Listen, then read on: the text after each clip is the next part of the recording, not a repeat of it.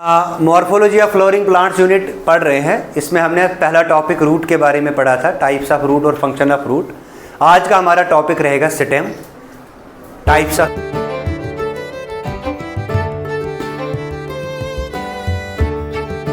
Stem, on the basis of stem plants कितने तरह का है। फिर बर्ड्स के बारे में पढ़ेंगे, types of birds on the basis of function के बेसिस पे, और साथ साथ में हम डिस्कस करेंगे बर्ड्स कितनी तरह का है, और एट लास्ट हम डिस्कस करेंगे स्टेम का क्या फंक्शन है। ठीक है ना, तो डिस्कस करते हैं। सबसे पहले स्टेम क्या है।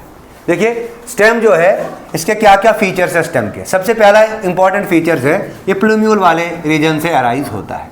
अगर मैं बताऊं, ये मैं एक कॉटिलिडनरी एक्सिस बना रहा हूँ, ये मेरे पास एक कॉटिलिडनरी एक्सिस है। इस कॉटिलिडनरी एक्सिस पे यहाँ पे ऐसे करके दो कॉटिलिडन लगे हैं, ठीक है ना, ये दो कॉटिलिडन डाइकॉट है। तो इस कॉटिलिडनरी एक्सिस में ये नोड है जिसे कहते हैं कॉटिलिडनरी नोड। इस नोड से दो कॉटिलिडन अराइज हुए। इस कॉटिलिडनरी एक्सिस में ऊपर वाला पार्ट जो है जहाँ से स्टेम अराइज होती है, इससे कहते हैं प्लूम्यूल। क्या बोलते हैं इससे बोलते हैं प्लूम्यूल। इस प्लूम्यूल से स्टेम निकलता है, और जो ये निचले वाला भाग है इससे कहते हैं रेडिकल। इस रेडिकल वाले पार्ट से निकलती है रूट। तो स्टेम कहाँ से अराइज होती है? प्लूम्यूल वाले रीजन से अराइज होती है। अब जब ये स्टेम मैंने यहाँ पे ड्रा की है, ये स्टेम जो है ये नेगेटिव जियोट्रॉपिक है, मतलब ग्रेविटी की तरफ ये काम नहीं करते। It is positive phototropic, light की तरफ ये मूव कर रही है, मतलब लाइट की तरफ ये ग्रो कर रही है। तो ये नेगेटिव जियोट्रॉपिक है, पॉजिटिव फोटोट्रॉपिक है। देखिए स्टेम में नोड्स और दो नोड के बीच में इंटरनोड होता है, दो नोड के बीच में इंटरनोड होता है।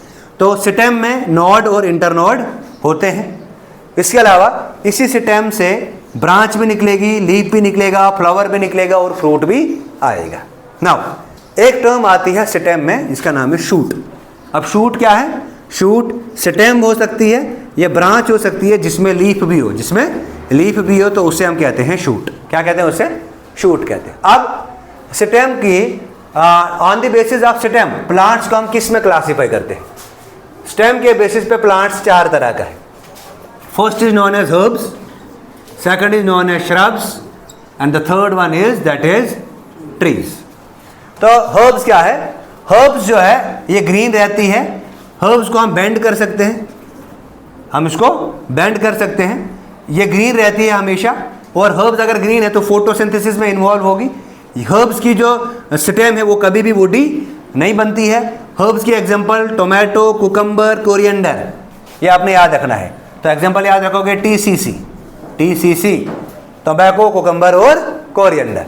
ऐसे अगर हम श्रब्स की बात करेंगे तो श्रब्स तो इनिशियली ग्रीन होती हैं, श्रब्स तो इनिशियली ग्रीन होती हैं, लेकिन बाद में ये वुडी बन जाती हैं, ठीक है ना। और श्रब्स जो है कभी भी ट्रंक नहीं बनता है। श्रब्स की एग्जांपल रोज, तुलसी, सिट्रस। उसके बाद थर्ड आता है ट्री। ट्रीज में क्या होता है? इनकी जो स्टेम है इसमें थिक ट्रंक होता है। इसके स्टेम में जो ट्रंक है ये थिक होता है, और ये स्टेम अनब्रांच्ड होगी। जैसे मैं अनब्रांच स्टेम साइकस की ले लूँ, या मैं अनब्रांच स्टेम कोकोनट की ले लूँ, ठीक है ना। और ब्रांच स्टेम जैसे मैं पाइनस की एग्जाम्पल ले लूँ, या मैं नीम प्लांट की एग्जाम्पल लूँ। क्लियर है ये चीज़? तो इनकी ब्रांच होती है, ठीक है ना। नाउ नेक्स्ट हमारा है, अब स्टेम जो है, इस स्टेम से बर्ड्स निकलेंगे, और वही बर्ड बाद में डेवलप हो जाएंगी किसमें? यही बर्ड से ब्रांचेस निकलती हैं। इसी बर्ड से, एपिकल बर्ड से ग्रोथ ऑफ द प्लांट जो है वो इंक्रीज होता है। तो टाइप्स ऑफ बर्ड्स कितनी तरह के? सबसे पहला आता है एपिकल बर्ड। सबसे पहले आता है एपिकल बर्ड। अब एपिकल बर्ड ये मैंने स्टेम बनाया है, ये मेरे प्लांट की स्टेम है। इस प्लांट की स्टेम में जो टिप वाला पार्ट है, यहाँ पे ये बर्ड है, ये अपवर्ड मूवमेंट हो रहा है इसका, ये ग्रोथ के लिए रेस्पॉन्सिबल है। तो यहाँ पे टिप पे प्रेजेंट होती है एपिकल बर्ड। क्या प्रेजेंट होती है? Apical bud. तो एपिकल बर्ड किसके लिए रेस्पॉन्सिबल होती है? ये रेस्पॉन्सिबल होती है growth and development of leaf के लिए। लीफ की ग्रोथ और डेवलपमेंट के लिए एपिकल बर्ड रेस्पॉन्सिबल होती है। दूसरा आता है हमारा ऑक्सिलरी बर्ड। देखो अगर हम बात करेंगे ऑक्सिलरी बर्ड की, देखिए ये ऑक्सिलरी बर्ड इस नोड वाले रीजन से अराइज होती है, और यह जो लीफ का एक्सेल है, इस लीफ के एक्सेल से ये ऑक्सिलरी बर्ड अराइज होगी, और यही ऑक्सिलरी बर्ड बाद में ब्रांचेस में डेवलप हो जाती है। यही ऑक्सिलरी बर्ड जो है बाद में ब्रांचेस में डेवलप हो जाती है। It is clear to you? ये था auxiliary bud. Third is adventitious bud. अब एडवेंटिशियस बड नोड वाले रीजन से नहीं निकलेगी, ये किसी और पार्ट से निकलेगी। अब किसी और पार्ट से कैसे निकलेगी? हो सकता है ये इंटरनोड वाले रीजन से निकले या किसी और रीजन से निकलेगी। क्लियर है ये पॉइंट? नाउ नेक्स्ट आता है हमारा on the basis of function. Function के बेसिस पे बर्ड्स दो तरह की है, एक है वेजिटेटिव बर्ड और दूसरा आता है हमारा फ्लोरल बर्ड्स। अगर हम बात करेंगे वेजिटेटिव बर्ड्स की, तो vegetative bud vegetative part develop करेगी, vegetative bud vegetative part develop करेगी। और वेजिटेटिव पार्ट क्या है? जैसे लीफ, ब्रांच वगैरह ये बनाएगी। और जो फ्लोरल बर्ड है वो फ्लावर बनाएगी। फ्लोरल बर्ड किस में डेवलप होगी? फ्लावर में। ठीक है ना? क्लियर है ये चीज? नाउ नेक्स्ट आता है हमारा स्टेम के फंक्शन।